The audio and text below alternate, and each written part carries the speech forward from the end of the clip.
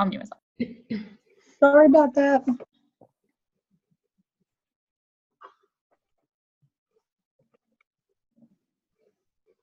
Good job wearing your green. Mm-hmm. I couldn't find any. I wore my only green shirt yesterday. Yeah, I don't have any. So I celebrated St. Patrick's Day yesterday. There you go.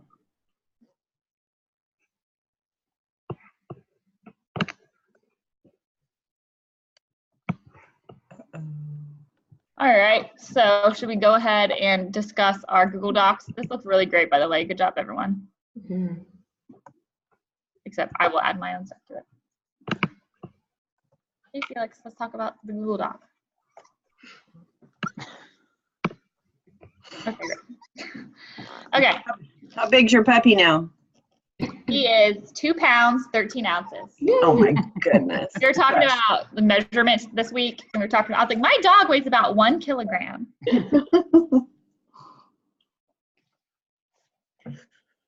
Okay. So, our first question: what qualifies someone to teach gifted students? So, what do we think?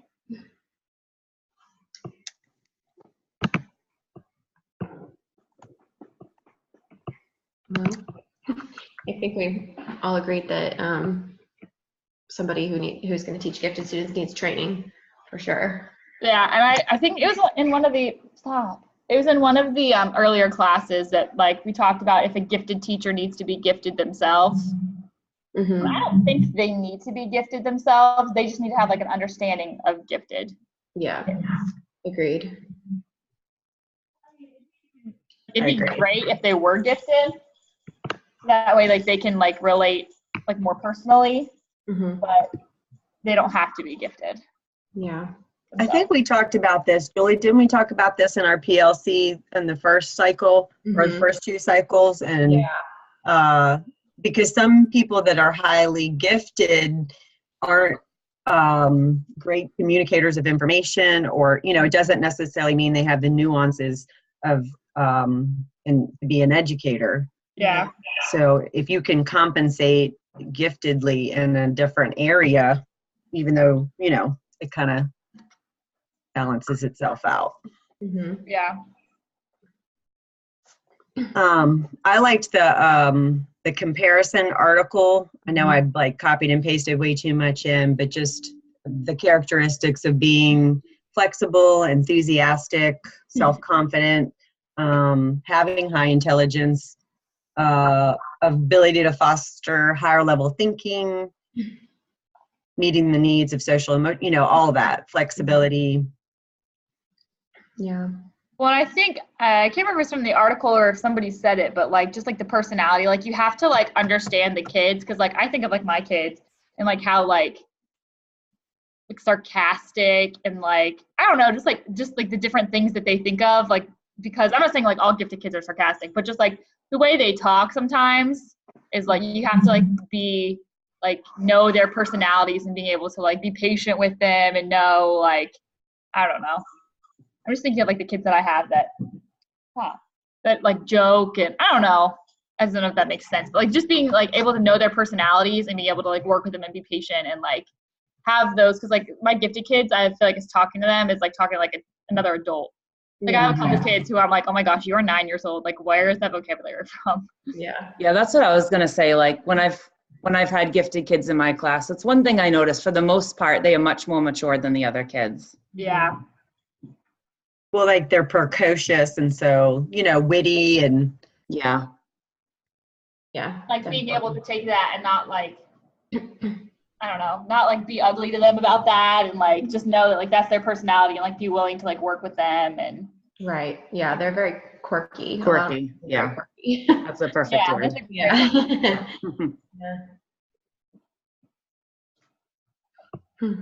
But yeah, and making sure, I know we talked on the notes to make sure that they're trained.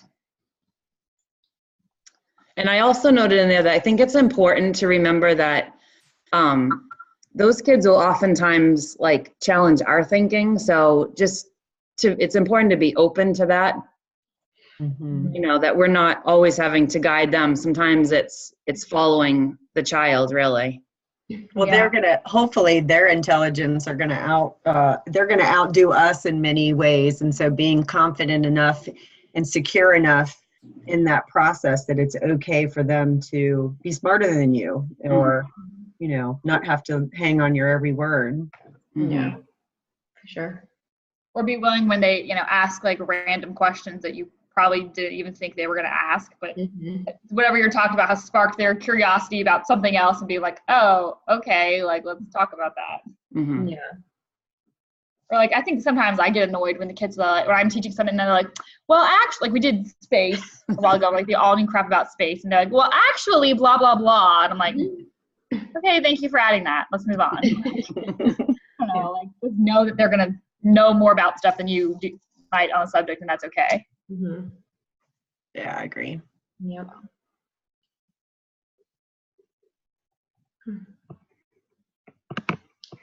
Yeah, and I think, the stuff that we've learned in each of these classes, like the characteristics of them, their social and emotional needs, I think that's important for a teacher to understand too if they're going to be working with gifted kids. Because they are going to have different issues than you would see with general population kids. I also think too, like the parents of the teachers of the gifted kids should know how to communicate with the parents, because I think the parents of those gifted kids, at least in my experience, like they're like needy in their own way, and like you have to figure out like what's best for them, like for the kid, and communicating that with the parent, because like I don't know. They have their own ideas about how you should be teaching in your class, like teaching their kid, and like knowing how to teach, like communicate effectively with those parents. I think effectively communicating with parents, period, but especially with the parents of those kids with, the gifted kids. We're coming across this in our school right now where, there's a third grader who is doing ninth grade math. And so for some reason, our principal is just extremely like offended or by the parent trying to advocate for their child. And, I know we get tired of sometimes hearing, oh, my child is so brilliant, when in our school of highly gifted kids all over the place, they're, kind of in that average range of being really smart. But, it's like she's just like, well, I'll get back. The principal's saying, I'll get back to you in a month. Well, think of all the lost whatever in a month. And so having that compassion that these parents they're just trying to make sure that we understand that they might need something a little different, and being empathetic towards that goes a long way. Yeah.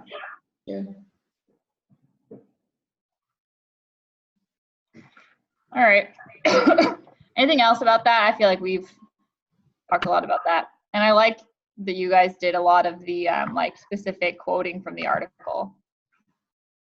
That's really good. That'll be easy to cite. Robin, are you typing this up? I think so, if that's okay. Okay. Yeah, I'll add to it before you type it up. Okay.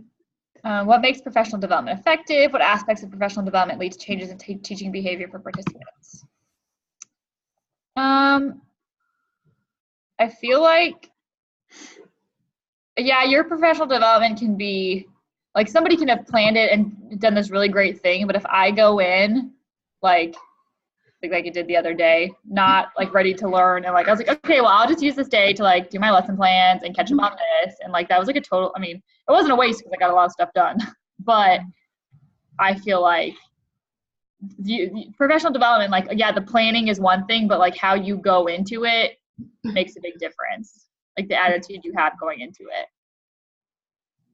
And what you're hoping, like I know Julie, you said like with the end in mind. Like if I'm going in to be like, oh, this is a free 2 days away from my class. If I'm like, oh, this is like 2 days where I can actually learn this material and how I can bring it back to my classroom. That makes a big difference. Yeah, and that's just proof right there how the professional development needs to be relevant. Yes. Because people are not invested in it if it's not relevant. Right. But and a couple of things I got from the reading was, well, obviously that it should be well planned, and the goal is that it's improving teachers' instructional strategies along with improving the academic achievement for the students, but also something I think that gets forgotten sometimes when planning professional development is that it should be ongoing, not kind of like one shot, like this is the information you need now, off to the wolves you go. It's like maybe like step by step, like this is a good starting point, and then we pick up from this piece in a month or next quarter, something like that, but not kind of like a one and done, because I think people forget about it then. Yeah, I agree. And that's something that, I don't really think about necessarily, but it just makes sense. And it's a really good point that it should be ongoing, because like if I have a one day or like a couple hours of training on something and then I never hear about it again, it's not gonna be relevant to me, and I'm not gonna use it. Mm-hmm. Yeah. One of the best, and now that I'm in my 4th year, like I could still register for it, but it's supposed to be for 0 to 3 year teachers. I went to this, and literally, like, it was just 2 like CMS ladies, and it was like about classroom management, and they're like, okay, write down some cons and we'll talk about them. And like literally like the entire day it was like just a discussion with like teachers and them, and like just because it was so real and like open, and like I feel like every time I left that, I went to that meeting like 3 different times, and even though it was the same like course, it was different every time because it literally was just people talking. Like every time I left, I was like, I'm gonna change the world, like this is so motivating. I think that's a really important part of professional development, like yeah, I'm going to learn this new curriculum, but like how am I going to implement it? I should be excited about this, like what techniques am I going to use? And yeah, it wasn't somebody just standing there saying this is what we're going to do. It was like real world application of different classroom management techniques, and like it was like the best like PD ever, and I wish I would still go. I'm sure they would. She was like, if you guys come back, we won't turn you away. I should still go. But like, just because I liked how real it was. And they shared the different resources, and it was cool because it was other 0 to 3 year teachers just like me who were all like, I don't help. So it was cool to like hear from them, but also the instructors. I don't know. I really liked it. Sorry, my family just came home. Welcome home, guys. What? But yeah, I think that's an important part of professional development, like real world. How can it be applied to your classroom? Yeah, and I think Stacy said something about that in her response to this question, like firsthand personal experiences and sharing ideas like that from personal knowledge. I think that's definitely important too. Yeah. I liked the link that she sent. They mentioned it also in the book, the reading. It was from Learning Forward, the 7 steps to effective adult learning or whatever. And, they were talking about the resource sections where like all key players, all stakeholders are involved in professional learning. And, even the leaders of it, the leaders are the leaders of learning, and then helping them to buy in that professional learning is more about, increasing student achievement. So, if teachers aren't ready to leave a professional development and like go in and try to apply some of these things, then it probably wasn't if it's not, changing people, it probably wasn't very effective. But one of the examples that they used was that changing the core instruction. So like they stopped doing like reading intervention programs, and they realized that we've got to change the core instructional piece so that it's like quality education and all the kids are learning, rather than catching these kids after they're not doing so hot. And I thought that was really interesting. And learning communities, Jordan, is something you were talking about. Probably why you like that PD so much was because it was like people sitting down with new ideas and supportive evidence and, real world application of it all. I mean, that's like one of the components too. Yeah. I like wrote way too much about that on the Google Doc. So good. I'm like, I totally agree with that real world experience though. Like, some professional developments, they sound great, but you're like, that doesn't work in the real world, and that's not going to work in my classroom. And if I do that, what happens if this happens, or if this happens? And so I would much rather hear from somebody who is giving information on something they've actually had a real world experience with, and not like an ideal situation. Yeah. Like that curriculum thing I went to the other day, it was like 2 ladies, and one was like an astrophysicist from Vanderbilt. And I'm like, that's really cool, but you're not a teacher. Yeah. I heard she was like- talking way over everybody's head. Nobody could understand what she was talking Yeah, about. like the whole, I was like, Yeah. what does she even say? Like, and how are my kids, if I as an adult can't understand this, I'm bored, like, my kids aren't gonna, like, it was really cool stuff, but just like, I'm like, okay. Whereas that other one I was talking about, it was like two like veteran teachers that one of them had been like a counselor and a high school teacher and a middle school. Like I feel like covered like the gamut of education and like had been there. And I don't know. So yeah, I think that's really important too, the real world application, but people who have actually been there, not saying, well, this is what your classroom should look like. You know, coming from Pearson or something who's never been in a classroom, but thinks this is what it should look like. Like, it's not what it looks like. Okay, people. It's never the ideal classroom, okay? Yeah. So, okay. That looks good for professional development. Anything else? Anybody wants to add? Yeah. Okay, what qualities, dispositions, and competencies are necessary when working with gifted and talented students? I think we kind of talked about this in the first question too, actually. Yeah.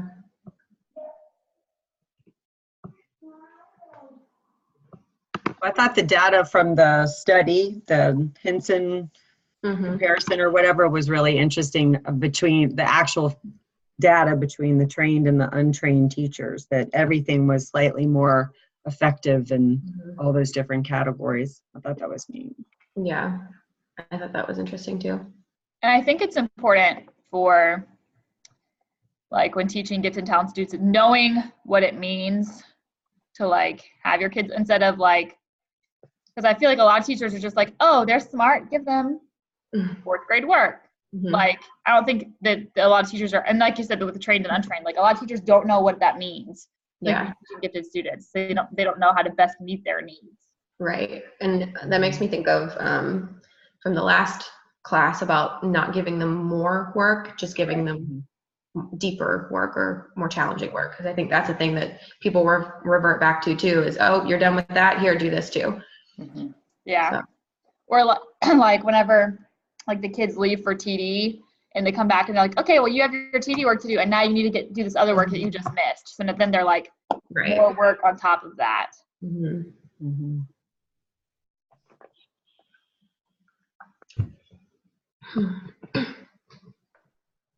I'll be right back. Felix ran upstairs. Now he doesn't know how to get down. He just stands on the stairs and cries. I'm like, why are you going upstairs if you can't get down?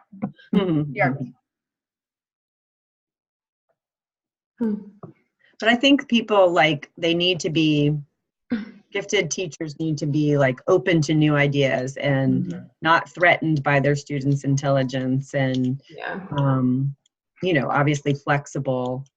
Yeah, willing to give them more choices and freedom. Yep, I agree. Yep. And that's still so hard for so many teachers to do. Yeah. Oh, I just saw the time pop up. I'm so sorry I was late. No, we should be fine. Yeah. All right. So what types of professional development would help teachers gain, what's the rest of it? A better understanding of gifted students. I mean, in an ideal world, I think that's what you said, Stacy, that everybody should kind of at least have an understanding of the needs of gifted students. And so it'd be nice if everybody could do kind of what we've been doing and learn, you know, in depth about characteristics and their social and emotional needs and everything that we've been learning. That would be great, I think, to help them understand. But and I think too that, like, whenever there's like I feel like a lot of emphasis gets placed on like the EC kids. So I feel like teachers get all sorts of training about the like EC kids and stuff, but I feel like not very many people get training on like gifted kids. And so not that I'm saying like, oh, gifted kids are, you know, obviously the EC kids like need a lot of help, and like there should be a lot of training on it, like on how to best meet the needs of your EC kids. But I also think that like your high kids shouldn't go by the wayside. Right, because they need growth just as much. Yeah, and it's a lot harder to grow those kids than it is the easy kids. Sure. yeah. Well, I know, think about it. They go out to TD, what, once or twice a week or something? I mean, they're with us the entire rest of the time. I mean, you know, effective ways. I mean, I thought PD, I think it would be really helpful at my school to do PD on the importance and the ease of like pre-testing, and then how to contract them on independent studies or authentic real world problems, or different extension activity menus and things like that, because like we've already said, we don't want it to be more work. We just want it to be better quality. And it wasn't as hard as you thought once you were forced to do it. And too, like that way, okay, your TD kids, if you give them a choice board or a menu board or have them be pretty self-sufficient doing their own thing, then you can focus on your EC kids that are going to need small group work. And your TD kids are still getting what they need, but just like, teaching teachers how to do that. And I think I have found that taking the monotony out of their day has just like, I've just watched them skyrocket in motivation and interest and, creativity. I mean, it's like an appreciation for the acknowledgement. Like, you see that I don't have to do all these math problems, or I don't have to, study that literacy skill again or prove it another way, or, that kind of thing. And one of the things we did at our school, we have like teacher-led PDs like once a month. And so like last year I did one with the TD teacher, and we talked about rigor. And so we like taught the rest of, or like whoever signed up, we did like a sign up genius, and you had options and stuff, and you could pick which professional development you wanted to come to. So I feel like it was valuable too, hearing it, and like, cause I got to go to some too, but like hearing it from a peer and like somebody, like this is just one way to do it. And just getting ideas at that level, like 45 minutes in the morning instead of spending like a whole day somewhere. So like, I really like that. And we were able to talk to teachers about how to make lessons more rigorous and stuff. I thought I liked doing that. I mean, I didn't like doing it, but I felt like it was good. Yeah. Okay, we only have a few minutes left, so. So I also thought it's important for teachers to be educated in the population that they serve. Especially, not all, I mean, we have certainly some high performing kids that are not certified gifted, but are still going to need that differentiation in the classroom too. Yeah. And I think because, especially living in a big place like Charlotte, you're at different schools, you're dealing with entire different populations. So I also thought that it was important for teachers to get professional development on gifted kids and with all different backgrounds. Yeah. I agree. We ready for the last question? Yep. Which is, should all faculty in the school be aware of the policies and procedures? I'm sorry, my screen is small. Related to gifted student identification, placement, and service provisions. If so, how might one go by providing professional development? If not, why? I think we all agreed on this one. Yeah. Yes. Yeah, and I think I was answering this question when I talked about the last question. Whoops.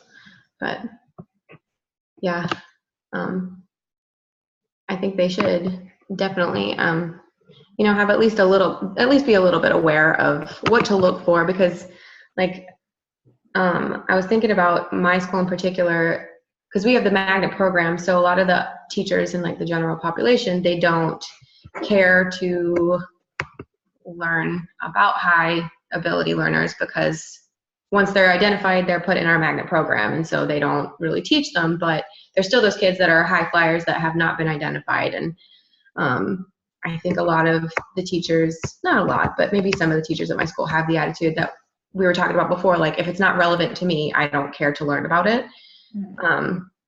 So I like the example or the idea that they talked about in the book, about like having different sessions about different types of learners. I think that might make it more beneficial, so that it's not just like, oh, I have to learn about high ability learners, even though I don't have any gifted kids in my class. If it's just like one in like a series, then maybe that would make it a little bit better for some people. That's just from my current situation or my experience. I like that idea. That's cool. Yeah. I thought that was neat. Yeah, and I think it's important too that like all staff like know or like be a part of the identification process, because like a kid can do something in your classroom but then be like if you teach, reading and you're like, okay, well, they're not very good at reading, but then they get in math, like you're the only ones like, oh, well, they're not gifted, but they like soar in math or, whatever. They show different characteristics in different classes. Like, I think it's important to have this like a team and collaborate on them or on whoever, just based on like their different characteristics in different classes. Yeah, and I think that some staff get left out of those important trainings, like tutors and teacher assistants and special area teachers. Like, they have so much contact with the kids, and they're not always given that professional development and those things, know those things to look for. And sometimes they're the biggest eyes around. Yeah.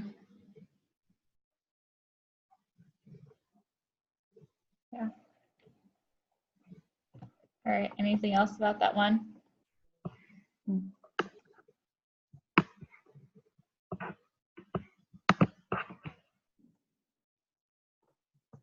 So you want to stop recording, Stacey? Yeah.